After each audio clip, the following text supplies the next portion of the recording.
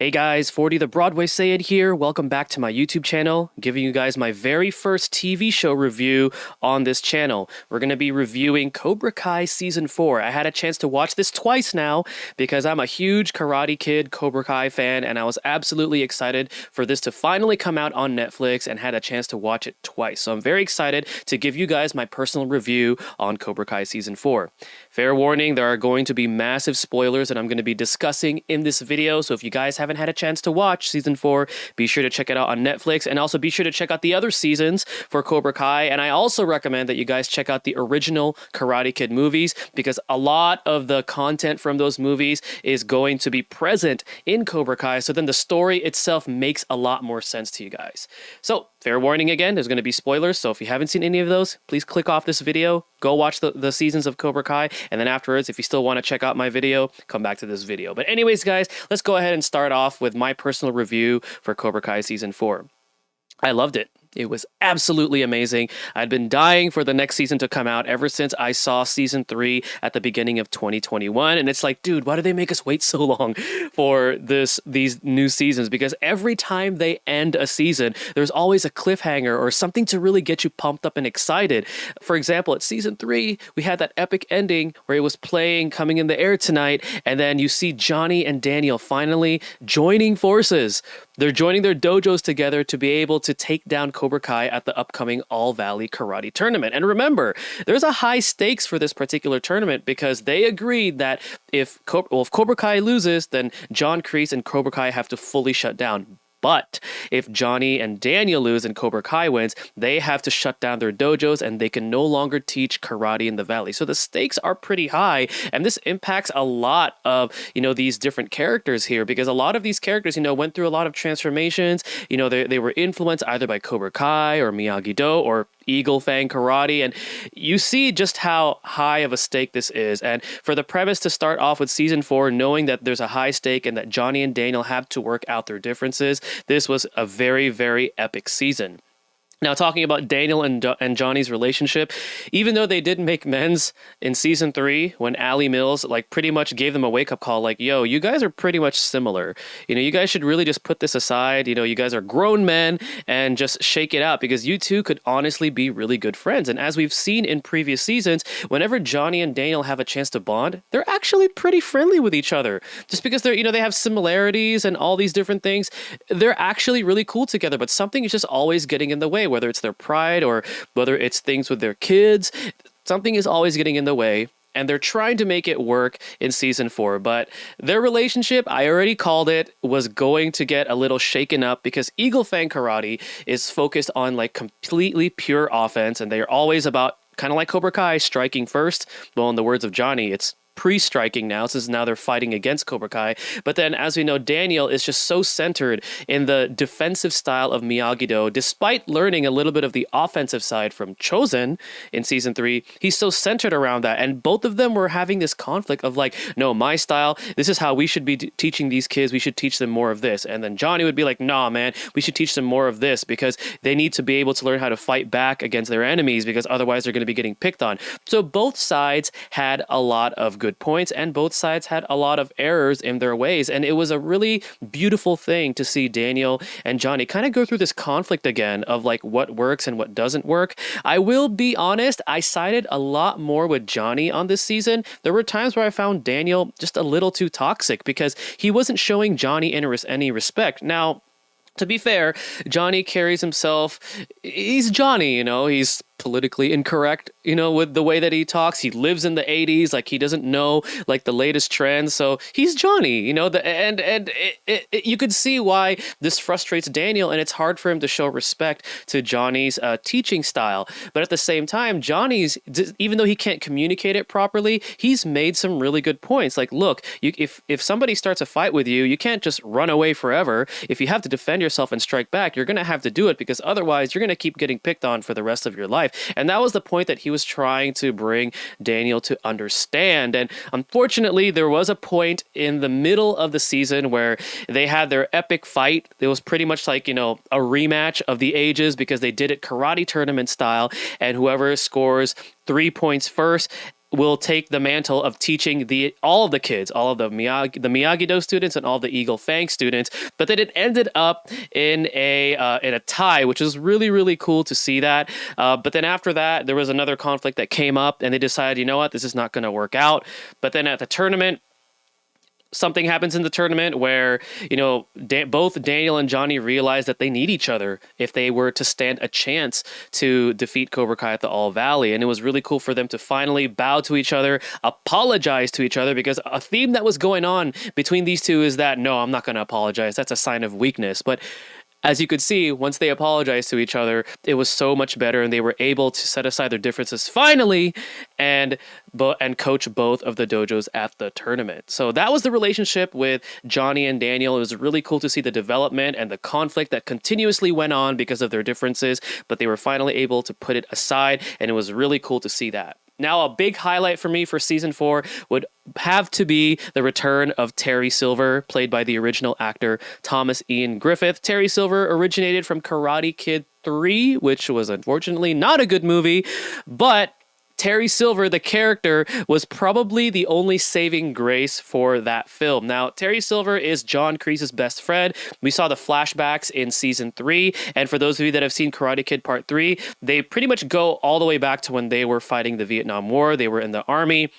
They trained together. They learned from the same master as far as their karate background, and their karate background is pretty much a very aggressive form of karate. I think it's derived from Tang Soo Do. But anyways, they're best friends, and Terry Silver in Part 3 of Karate Kid was this insane guy. He was rich. He was dealing with a lot of illegal activities with his business, dumping nuclear waste into random places and making money off of it. And he was also super manipulative, and we find out later on, or towards the beginning in season 4, that he was high up on cocaine. So that could probably explain why he was so insane and why he even took the time to spend months on end tormenting Daniel, who was a teenager at the time, over a karate tournament. He even said it himself in season 4. He's like, this was insane now that I'm talking about it, because when John Kreese reconnects with him, Terry doesn't want to have anything to do with John, right? Terry pretty much said, I found clarity, I got therapy, I got myself, a nice young woman that I'm dating.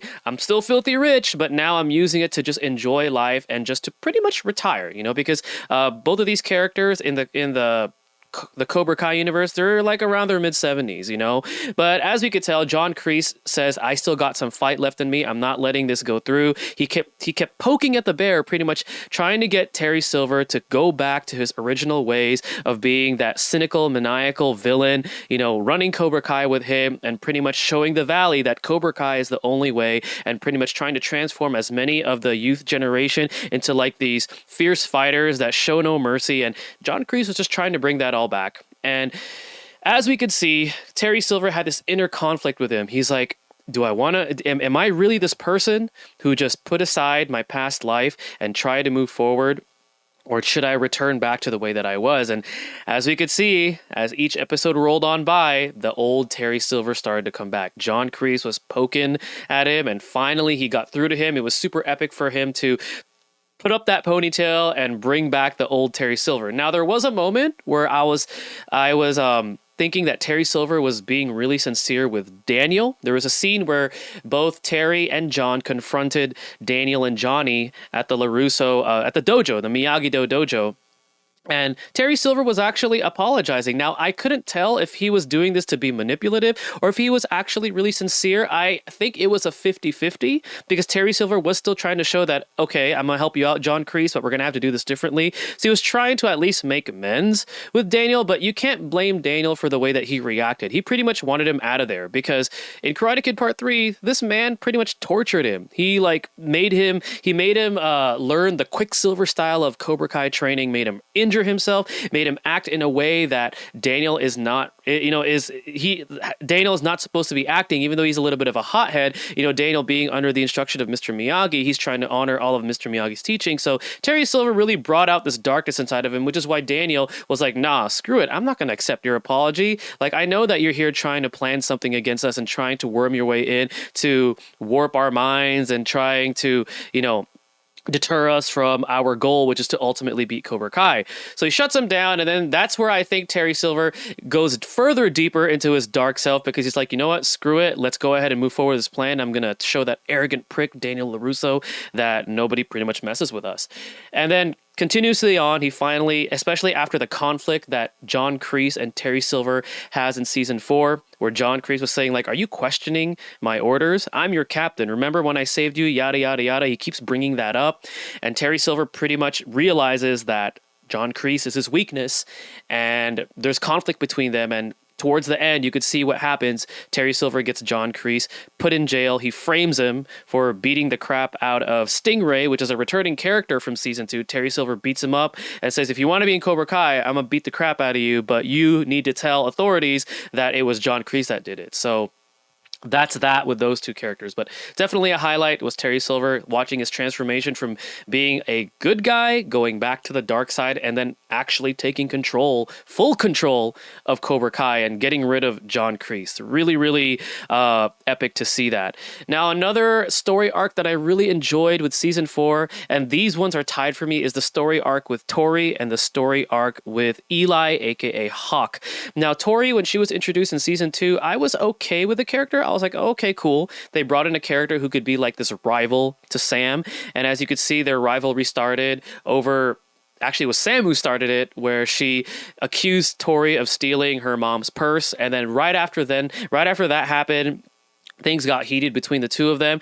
But as season 2 progressed, I started to dislike Tori because her way of getting back at Sam, a lot of her methods were straight up felonies. Like, she should have been put in jail. And it got even worse in season 3 for this character. I really started to dislike Tori in season 3 because she was just like portrayed as like this insane like girl that was just out to try to kill Sam. Like, she's literally trying to kill her, you know, even though, yeah, Sam started it over a misunderstanding, over, you know, accusing her of doing something she didn't do. But Tori just went, you know, complete nutso in seasons 2 and especially season 3. But in season 4, I really like how they developed this character. I really like how they brought in Amanda LaRusso to kind of be like almost like a mother figure to her and kind of try to bring her back, you know, to perspective and help get her life straightened out. We can see that in this season, Tori doesn't really do much of the instigating. She's really trying to get her life back on track and, you know, taking the advice from Amanda LaRusso to,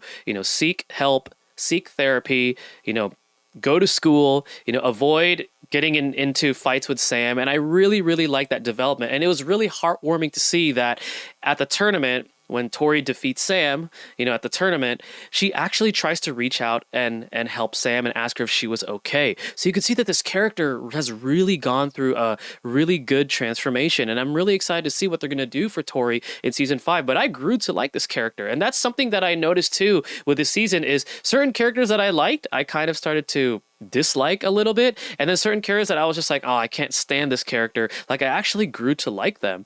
And then Eli, man, this character went through a crazy transformation. In season 1, he was being made fun of because he had like this scar on his lip, you know, like Kyler and the bullies were calling him Lip.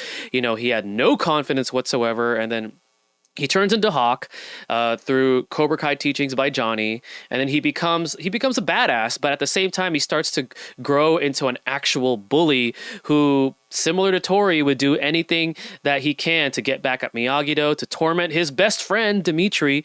And then now in season 4, he goes through this crazy transformation of, okay, he apologizes to Dimitri and the Miyagi-Do students. At first, they don't really trust him because they're like, dude, like, you broke Dimitri's arm, you broke a door at the LaRusso residence. Like, why should we trust you? Why should we train with you?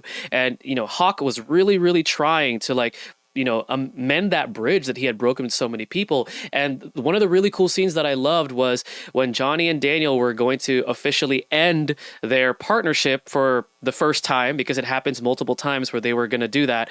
They see Hawk like with like a sledgehammer, and they're like, wait, is he going to vandalize the dojo again? But then he actually was the one who orchestrated getting the Eagle Fang students and the Miyagi-Do students to work together and build that Okinawan sparring deck. And that was a really cool moment because, you know, they weren't trusting it, but he was all like, you know what, talk is cheap. I'm going to get everybody together and, you know, make this work and give us a place where we can all train together and improve our skills for the tournament. So that was a really cool scene to see. And then a really distraughtful scene, but it was like that. It was kind of like bringing Eli or Hawk back to his roots. Was when Robbie and Cobra Kai sort of attacked him and pinned him down, and they shaved off his mohawk, which really caused him to lose his confidence. And at one point, he even told Dimitri, "Yo, I'm gonna quit karate because." It's pretty much he felt like his hair defined him, and he couldn't figure out who he was anymore because he was originally this nerd that had no confidence, that was getting bullied, and then he turned into a complete asshole when he was in Cobra Kai, and then he's trying to redeem himself, and he was getting to that point, and then now the one thing that he felt defined him, which was his mohawk, is now gone, so he loses his confidence again. But through a pep talk by Dimitri, Eli comes back. He doesn't have the mohawk anymore, but he comes back and he joins Miyagi-Do. So this guy has been in all three dojos. He was in Cobra Kai, he was in Eagle Fang, and then he ends up joining Miyagi-Do. And then when the tournament finally happens, we see that he fully gains his confidence back because he gets his girlfriend back, which was Moon. He gets her back. She kisses him and he gets his confidence back. And as we could see at the tournament, Eli takes it. He's the new champion. It was really, really epic to see that fight between him and Robbie for the boys finals. They end up doing this moment where like they took their shirts off and they were just in their fighting stances, really getting at it. Reminded me a lot of Bloodsport, or like just pretty much like Van Damme movies where they get really over the top and epic, shirts off, and we're just gonna duke it out until the very end. And Eli takes it, and I really enjoyed the development of that character. Now, some characters that were introduced where I hope they continuously develop these characters were Kenny. I thought Kenny was a really cool character to introduce. He was this new kid in the school who I thought that was clever that his bully was Anthony LaRusso, which was Samantha's younger brother. And then because of that bullying, he ends up seeking help from Robbie. Robbie tutors him or tries to teach him, to be more confident and to actually learn how to fight. And then he joins Cobra Kai. But then we see that transformation towards the end where after all of the influence from Silver and Kreese, he starts to adapt that no mercy, philosophy of Cobra Kai. And at the end, we see what he does to Anthony. He finally just lets it out and he beats the crap out of Anthony. And then you see Robbie step in and is like, hey, this is not how I taught you, which shows that there was still some goodness in Robbie. But then now Kenny is pretty much turned over to the dark side of this Karate Kid Cobra Kai universe, and Robbie feels like a failure. But Kenny was a cool addition, and I really hope they develop him a little bit more, especially now that he's gone from I'm the new kid, not too many friends, and I get picked on, to now he's like this badass, almost a bully now, to Anthony LaRusso. So I'm really excited to see what they're going to do with that character. And then another new character they introduced that I enjoyed her scenes, but I think that they introduced her a little too late, is Devin Lee. She's pretty much like the female version of Johnny, except she's actually like book smart. Really excited to see what they're going to do with her. I like how they gave her a bunch of lines, after they introduce her, and she kind of became like one of the top dogs of Eagle Fang Karate and picked up skills within 6 weeks and was able to actually make it to the quarterfinals against Tori. Unfortunately, getting eliminated, but I really like what they did with her. I hope that they actually develop her because I feel like she could have been introduced a little bit earlier in this season, but no complaints there. I'm pretty sure they're going to do a lot more with this character now that she is the female representative of Eagle Fang Karate. But Devin Lee is a character that I also enjoyed as far as the new characters. There was a lot of other things that I enjoyed about the series. Like I really like how they brought connections to characters that were pretty much like at opposite ends. For example, Amanda LaRusso and Tori. You never thought that was going to happen, right? Or the relationship that Johnny built with Sam. Remember in season 1, Sam was part of the crowd of girls. It was her, it was Moon, and it was Yasmin, who crashed right into Johnny's Firebird, his car in season 1. So it's funny how he went from disliking Sam because he associated her with those girls that did that, to now he also kind of became like a mentor to her, like a sensei. And it was really cool to see that relationship, which goes to show, they can bring so many bridges between these different characters from different ends, and I really like how they did that with Cobra Kai Season 4, how they created new relationships which improved these characters. And then some of the other things that I really like is some of the side characters that, have one-liners and things like that, kind of had their moment in the spotlight. Like they made that joke with Nate,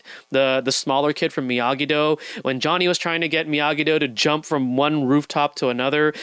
Dimitri was using Nate as like a measure, a measurement of math to determine how far that leap was. I thought that was funny because in season 2, Nate was talking about how he loves math jokes, and then he became a math joke. So that was cool that that side character had that spotlight. And then Bert, Bert had his spotlight too. He's like the quote unquote weakest member of Eagle Fang, even though in real life the actor is actually a black belt. But I like how he had his moment of telling Johnny, I know this girl from the debate class. And he was trying to tell Johnny, like, who doesn't matter if she's a nerd, like she's a total badass. And he had his moment there. So I really like how they did that. And they added some humor with other characters, like during the skills competition in the tournament. Mitch, aka they nicknamed him Penis Breath. I just love how they give him derogatory nicknames. He's like the joke of Eagle Fang. But like during his demonstration, I just cracked up so hard when he was doing the bow staff, and then he accidentally throws it at the judges and it hits the trophies. Oh, that was super funny to see, because he's become like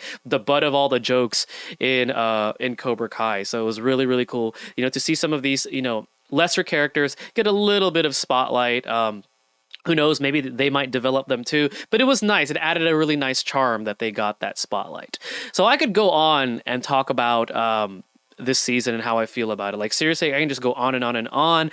This review is unscripted. I did not want to script it because I felt like I should just tell you guys everything that I loved about it. And the ending for season 4 really got me excited, because you see Daniel. He's like, we did everything that I thought was right. I honored your teachings. I set aside my rivalry with Johnny. We teamed up and we still lost. So where do we go from there? And he's all like, I'm going to go on the offense now. I'm going to need your help. And like, you were like, okay, who's he talking to? Is he talking to Mr. Miyagi? And then as the camera pans, you're like, oh snap. You see it's Chosen. Chosen is back again, because they brought him back in season 3. And then afterwards you see him at the end of season 4, all dressed up in a suit. Like he looks like he's from like the Yakuza or something.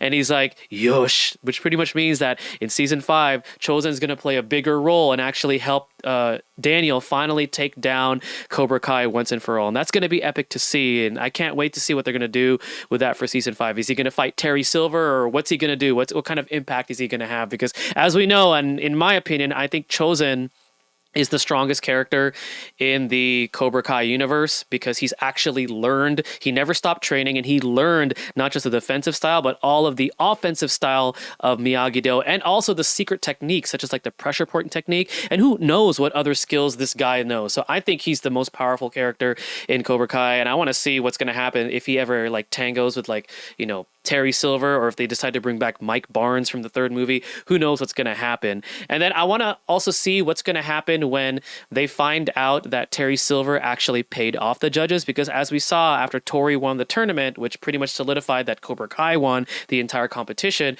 you see that scene where Tori, was like proud that she had that trophy, but then she catches the conversation between Terry and the referee, where Terry was pretty much saying, I'm glad it all worked out. You played your role in this, and there's money that's going to be, in your account tomorrow morning. So pretty much he told the ref, you need to spin this around so that no matter what happens, Cobra Kai wins. And in the match between Sam and Tori, Sam actually does score a point that should have counted. And then after she got hit, she stepped out of bounds, but the ref didn't count it and said, oh, it was out of bounds. But it was clear that she scored. So Tori is conflicted now, because she knows now that her win was not a legitimate one, because Terry Silver bribed the referee. So I want to see what kind of a key role she's going to be playing in taking down Cobra Kai, because now she knows the truth. And also I want to see Stingray's role, because Stingray had to lie and make a deal with Terry Silver that John Kreese was the one that beat him up close to near death, but in reality it was Terry. So I want to see how those characters are going to be playing their key roles in finally unraveling what Cobra Kai actually did, or what Terry Silver actually did to have Cobra Kai win the tournament. But so many different speculations and theories. I cannot wait for season 5. Season 4, guys, is a total must watch. I highly recommend you guys check it out. If you haven't even seen the entire Cobra Kai series itself, be sure to check it out on Netflix. It's a really fantastic watch, especially if you grew up with the original Karate Kids. You guys are going to have a blast watching this series.